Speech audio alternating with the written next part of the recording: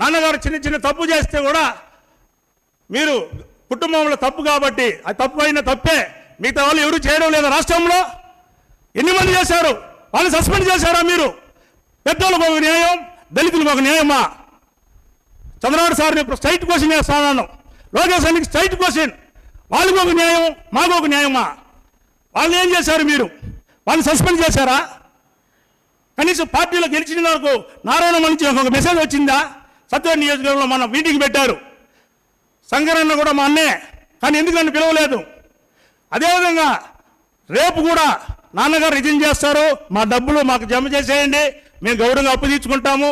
Reservation SC అయినా కూడా మీరు ఎవరైనా పెట్టుకోండి, ఓసీని పెట్టుకుంటారా, రెడ్డిని పెట్టుకుంటారా, వడ్డోళ్ళని పెట్టుకుంటారా, ఎవరైనా పెట్టుకోండి, ప్రభుత్వం మనదే కదా, మీరే కదా, మీరే పెట్టి గెలిపించుకోండి.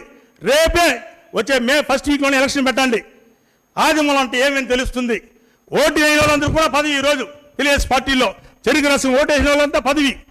కనీసం నా మండలంలో కూడా నాకు తెలియదు, నాకు గౌరవమే లేదు. నారాయణంలో డబ్బులు పెట్టి కష్టపడిన దానికి